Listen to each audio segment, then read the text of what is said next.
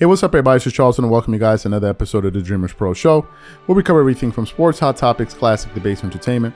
When we give you guys a first perspective on things and how we see them. And today we have a pretty interesting episode for you guys that we want you guys to stick around for. So please make sure you like the video and subscribe to the channel. Oh, by the way, if you're not following us on social media, make sure you follow us on Instagram.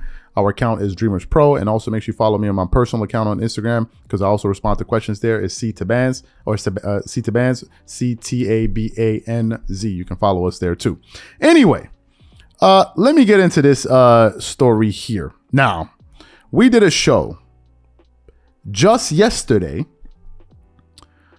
talking about the news that the Lakers were officially going to try their new experiment of bringing one Russell Westbrook off the bench against I think they're in their final preseason game against the Sacramento Kings, right?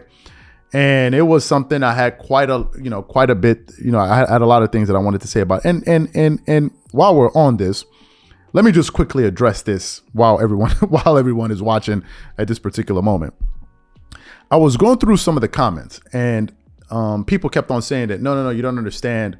You're not looking at this from a team fit standpoint and blah, blah, blah, blah, blah, blah. First of all, let me just say this. You're late to the party. You are late. In fact, you're very late to the party. I was one of the few people out there that thought last year before the season even started, I was one of the people that said, I have a feeling that this thing is not going to work at all. I understood that it was a bad fit from the onset. So it's not like as if I totally got that. Literally a year ago, that was already evident to me. The only point I was making was this. What I said was, yes, bringing him off the bench may be a good fit. I understand it. I was speaking from the standpoint of Russell Westbrook, how he would handle that mentally. That's number one. And number two, the other point I was making, and I'm not going to come off of it, is this. I feel as if that the coverage of Russell Westbrook is constantly negative. That's my issue. Every single thing that has been said about this guy in the last 8-9 months has been all negative. Has he played a role in that with his play? 100%. Was his attitude, was his defiant attitude a factor, with the media? 100% is dismissive attitude. I totally understand it. My point is this, however. It cannot be that every time you talk about Russell Westbrook, you're always talking about him from a negative angle. It seems as if in that particular case that you're just piling on. And people wanted me to say, no, stop I'm not going to pile on. We get it. It didn't work. We get it.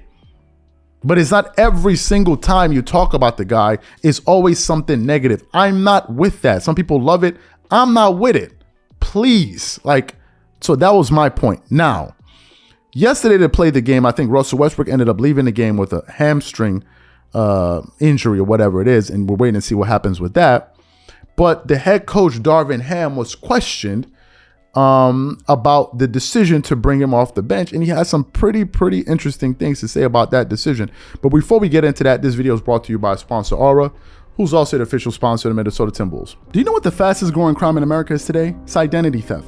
Imagine trying to log into your email only to see that your password has been changed. Then you start getting weird notifications from your bank and credit cards only to find out that all of your personal and sensitive information has been totally compromised. If you think it can happen to you and your family, just know that in 2020, over 49 million Americans were victims to identity theft, costing them a combined $56 billion. That is why we are excited to partner with Aura, who's the sponsor of this video. Aura is the #1 identity theft and financial fraud protection. Aura monitors the dark web and alerts you if any of your passwords and accounts have been breached. And funny enough, after using Aura, I discovered some of my credentials were floating around in the dark web, and the app showed me exactly when and where the breach happened. In addition, Aura allows you to set spending alerts, and they'll notify you of any suspicious transactions. Aura is 4 times faster than any of its competitors in alerting you if someone is trying to open a credit card or obtain a loan using your name. And remember this, every 14 seconds, someone becomes a victim of identity fraud. Don't let it happen to you. Now click the link in the description and try Aura for free for 2 weeks and see if any of you or your family's personal information has been compromised. Start your free trial at aura.com/dreamerspro. And when you try Aura, by using the link in the description below, also know that you're supporting this channel. Thank you. So what we want to do is, and unfortunately, I was actually looking for the entire audio of this, but I couldn't find it. So I'm just going to read from a tweet that was put out by The Athletic, the Athletic NBA from their Twitter account. And essentially, this is it. It says, Darvin Ham on Russell Westbrook coming off the bench tonight. It's not a demotion. It's a realignment.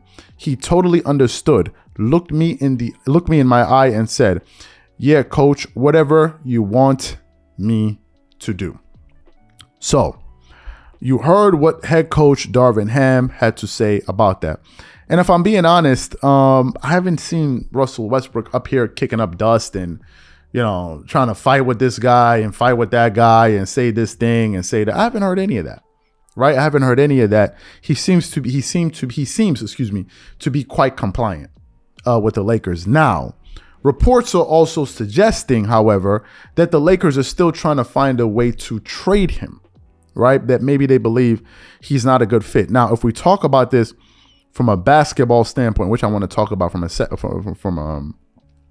a moment, everyone is talking about Russell Westbrook as a bad fit. Everyone is talking about Russell Westbrook as a bad fit. But what about the Lakers? Didn't they understand this? Like, come on. Didn't they know this? Didn't you look at the here, let me tell you, let me explain to you guys why this is a bad fit. It's very simple. Okay. The reason the Russell Westbrook Lakers fit is a bad fit is because Russell Westbrook and LeBron James's basketball game are not complementary. Period. End of story. The fact of the matter is none of those players are good at playing off the ball. And because they're not good at playing off the ball, and they're usually not very effective at all, if they don't have the basketball in their hand, there has to be a give. And in this case, the give is going to be Russell Westbrook. Westbrook is not a great outside shooter, but LeBron is not a fantastic guy. He's not like Paul George or Kawhi Leonard or Kevin Durant, right? So both of these guys, because they don't complement each other's games, well, they can't even offset it by providing spacing. If LeBron is your best spacer, you're in trouble. And vice versa. If Russell Westbrook is your best spacer, you're in even bigger trouble. And what happens when you put two guys on the court that cannot space the floor, you get what you got with the Lakers. That's the one thing. Number two, these guys do not play defense. Let's just get to that part for a second. Let's get to that. These guys don't play no defense. Let's get to that. And we got to address that. My friends, you guys can go out there and get the best fitting offense that has a smooth offensive flow. But if you're not going to play defense, you're going to get the doors blown off of you every single night. You're going to continue to lose. Go look at the numbers last season. Even LeBron himself has admitted as much that the reason that they lost so many games was because of their defense. We can play all of our games. We can twerk it up to the left, twerk it up to the right, whatever we want to do. But if no one wants to address the fact that the Lakers were a horrendous defensive team, then we can all sit up here and act like as if we don't know what the problem is going to be.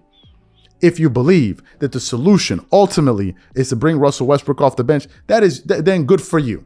But if you think that if you bring Russell Westbrook off the bench, which I believe is a good move, by the way, but you're not going to play defense and guard teams, and teams are going to be salivating and licking their chops every time they get to you like, man, this is going to be barbecue chicken tonight when we play the Lakers because we know we're going to get everything. They will still lose.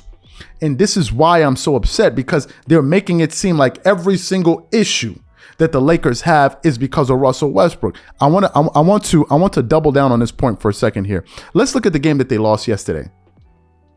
Okay, let's look at the game that they lost yesterday. Let me go to the box score here quickly. Lakers versus Sacramento Kings. Let me quickly look that up there. What was the final score? Just listen to this for a second. The Lakers lost that game 133-86, right? Now, what you will not be able to do is say that the reason that they lost that game was because of Russell Westbrook. Do you know why? Russell Westbrook played 5 minutes.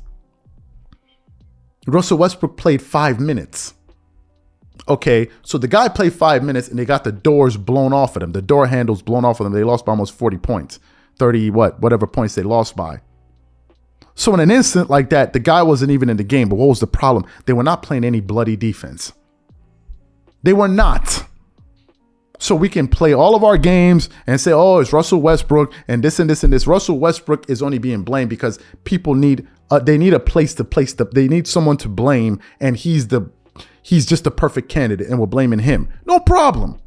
You can trade Russell Westbrook, but the problem will still persist if the Lakers do not decide to play defense. And if they don't, they will continue to lose. It is that simple. So what I want to know from you guys is, what do you think about what Darvin Ham had to say? What do you think about what I had to say? Whatever you guys think, please leave your thoughts and comments in the comment section, and we catch you on the next episode.